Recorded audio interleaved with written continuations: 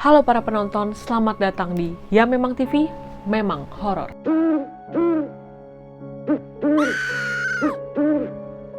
Kembali lagi bersama gue Sania dan kali ini gue akan membawakan sebuah topik mengenai sesosok makhluk yang memang familiar di telinga kita. Jadi sosok ini identik dengan jubah yang panjang atau baju putih yang panjang, dengan rambut yang menjurai, juga tawa khasnya yang sering kali kita dengar di mana-mana ya. Ya, sosok ini adalah kuntilanak. Seringkali kita lihat kuntilanak ini terekam sebagai sosok penampakan di berbagai macam, mungkin ada program atau apapun itu. Dan yang paling terkenal adalah pada tahun 2000-an ya, sempat kita tahu di program Dunia Lain kalau nggak salah, dengan hostnya Hari Panca kalau nggak salah juga. Penampakan kuntilanak ini terekam di Lawang Sewu. Itu memang dia menjadi salah satu hantu yang eksis lah di Indonesia gitu. Kali ini gue akan menjelaskan tentang berbagai macam spesies kuntilanak nih, spesies. Ternyata kuntilanak ini juga ada berbagai macam spesies ya teman-teman. Mulai dari umurnya, kemampuannya, bentuk fisiknya, bahkan warna jubahnya. Ternyata itu juga ngaruh, dan ini gue juga sejujurnya baru tahu nih. Jadi, menurut buku Kisah Tanah Jawa, spesies kuntilanak ini kalau dikategorikan ini terdiri dari beberapa jenis atau beberapa warna jubahnya. Mudahnya kita sebut seperti itu. Kuntilanak putih berusia 0 sampai 100 tahun. Kuntilanak warna pink atau ungu 100 sampai 200 tahun. Ini sejujurnya gue juga baru tahu sih ada yang warna-warna kayak gini. Coba untuk kalian yang udah tahu atau udah pernah lihat, mungkin boleh kasih komen di bawah, kasih tahu kita yang belum tahu. Selanjutnya adalah kuntilanak berwarna hijau berumur 200 sampai 350 tahun, kuntilanak biru 350 sampai 500 tahun, kuntilanak kuning 500 sampai 700 tahun, dan ini mungkin kuntilanak yang sering kita dengar ya, selain kuntilanak putih yang biasa. Ada kuntilanak merah berusia 0 hingga tak terhingga, karena dia itu muncul dari korin merah manusia atau yang memang agak iseng ya, sejujurnya iseng, mengganggu.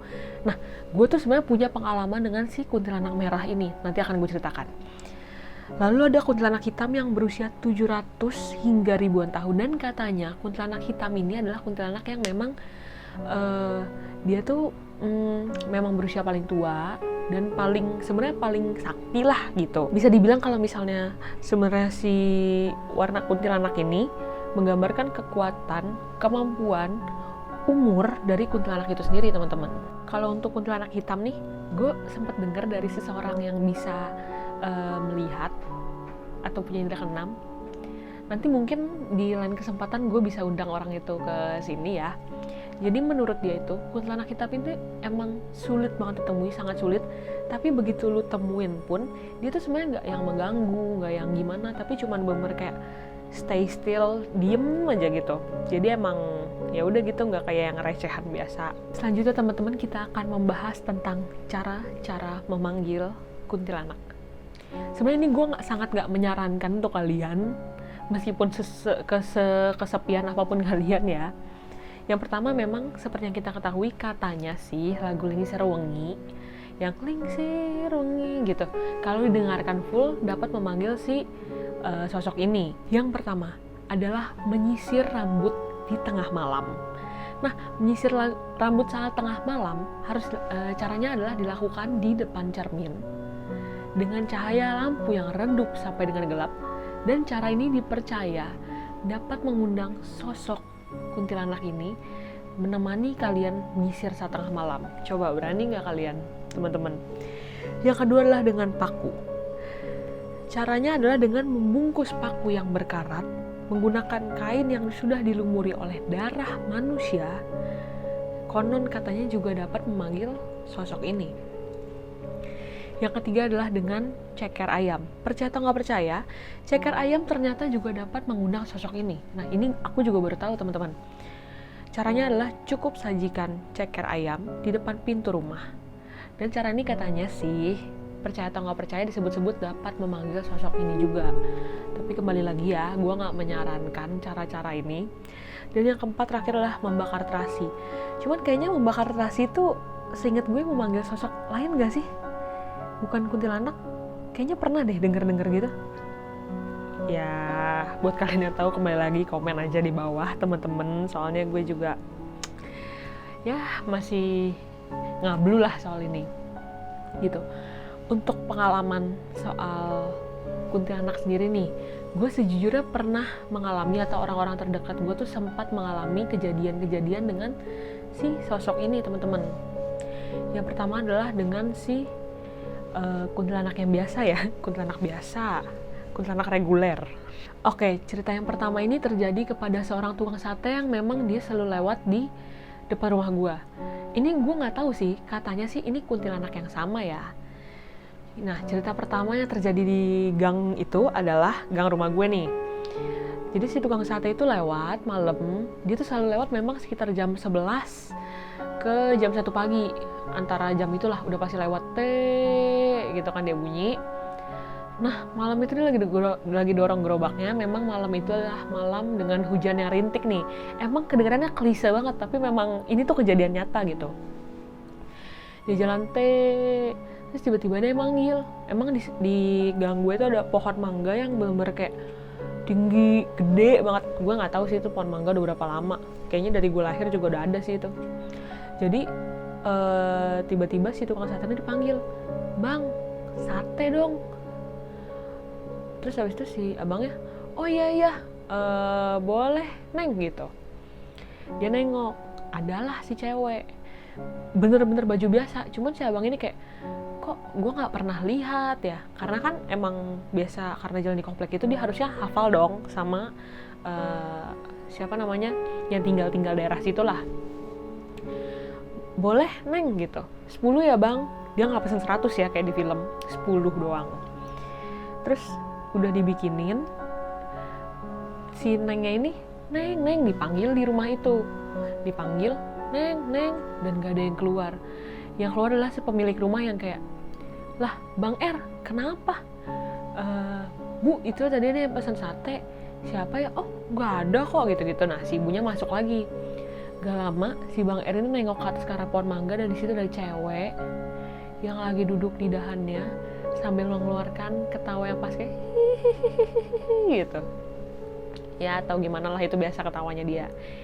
Itu adalah cerita pertama. Cerita kedua adalah ketika tetangga gue. Jadi gue gambarin dulu ya sosok letak si pohon mangga ini. Jadi di rumah gue nih, ini anggaplah rumah gue, ada 2 rumah, 1, 2. Di rumah ketiga ini ada kan gangnya di sini. Ini adalah pohon mangganya gitu. Di sini, pohon mangga itu dalam rumah orang, jadi dalam pagarnya lah. Tapi bener gede dan tinggi banget. Gue rasa 4 meter kali ya, 4 meter nyampe kayaknya, 3-4 meter nyampe lah. Bener setinggi itu dan sebesar itu memang. Kebetulan rumah yang berseberangan dengan si pohon mangga ini lah rumah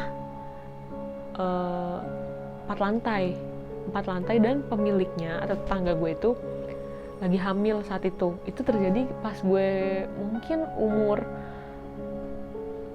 7, 8, 9 tahun lah pokoknya. Saya ingat gue pas gue SD ya. Jadi saat itu tetangga gue lagi hamil kurang lebih mungkin emang udah mau lahiran, kayak 7 bulan ke atas lah. Kita sebut aja namanya Tante D ya.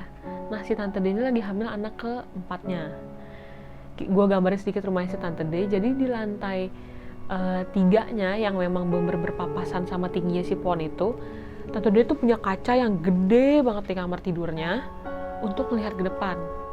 Satu malam dia lagi jalan-jalan nih, maksudnya lagi ya baru masuk rumah, baru pulang, terus dia mau naik ke kamarnya. Tiba-tiba dia memang malam itu mendengar suara yang kayak hihihihi gitu, pokoknya suara ketawanya si sosok itu.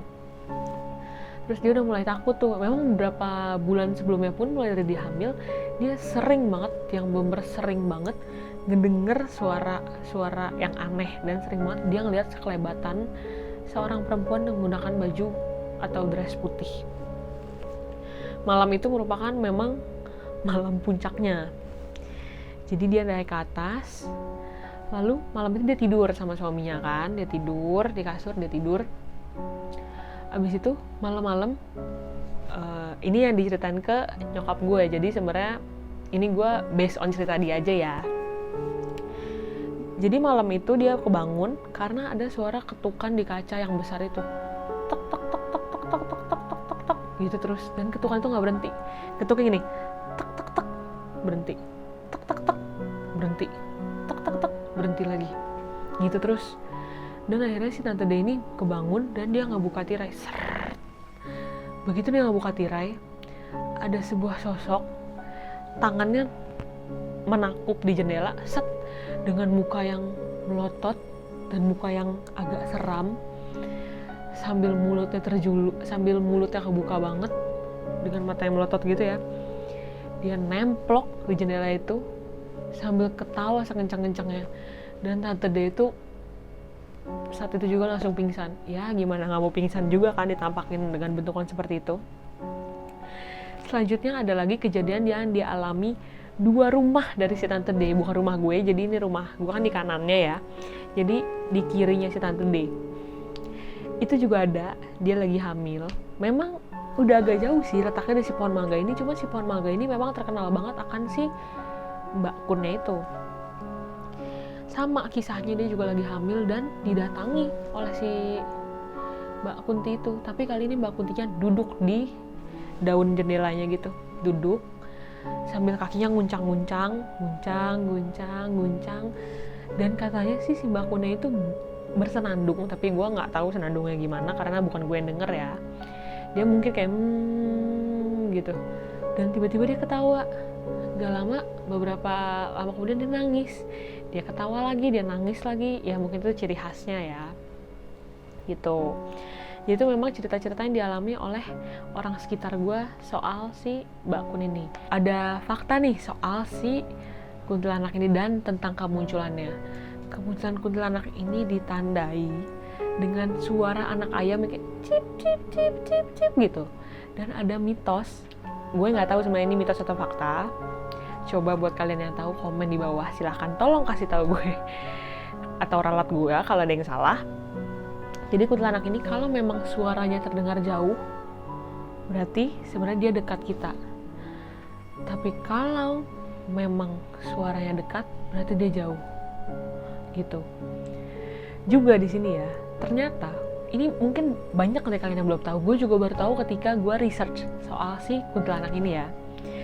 Jadi selain kuntilanak yang memang wujud adalah seorang perempuan dengan ketawa khasnya, ada juga di sini yang disebut dengan kuntilaki atau kuntilanak lelaki. Dan kuntilanak lelaki ini jauh lebih jahat katanya dan menyeramkan dibandingkan kuntilanak yang perempuan. Beberapa orang nyebutin kalau memang biasanya si kuntilanak perempuan biasanya cuma nakut-nakutin nih, berbeda dengan kuntilanak lelaki yang memang kalau kata temen gue bisa lihat ya, dia tuh tinggal mungkin di atas atap, di loteng gitu loh, yang di bagian kayak gininya. Jadi yang bagian nggak kepakainya, dia tinggal di sana. Tapi bedanya adalah si kuntilaki ini bergantung dengan posisi terbalik, yaitu kepala di bawah dan kaki di atas. Atau memang biasanya di pohon, jadi posisinya seperti kelawar. Ada yang nyebutin kalau si kuntilaki ini turun dari pohon dengan posisi kepala duluan. Dan konon katanya jika ada lelaki yang bertemu dengan kuntilaki ini, ia akan mengejar alat kelamin pria tersebut. Gitu. Kemunculan kuntilaki sendiri ini ditandai dengan adanya suara bebek jantan. Jadi teman-teman, hati-hati aja nih kalau kalian dengar suara bebek di malam hari. Gue sebenarnya nggak tahu sih suara bebek jantan kayak mana. Jadi itu ya teman-teman soal fakta atau apapun yang lain, cerita-cerita soal si sosok penampakan dari kuntilanak ini. Di episode selanjutnya gue tentunya akan membahas tadi yang gue janjiin ya, gimana pertemuan gue ya atau pengalaman gue bertemu dengan si sosok kuntilanak merah itu bersama dengan seorang yang pastinya kalian ketahui atau kalian kenal. Jadi jangan lupa nyalain notifikasinya di bawah sini. Jangan lupa juga like, subscribe, dan kasih komen. Dan jangan lupa untuk saksikan terus ya Memang TV. Sampai jumpa di episode-episode berikutnya. Bye.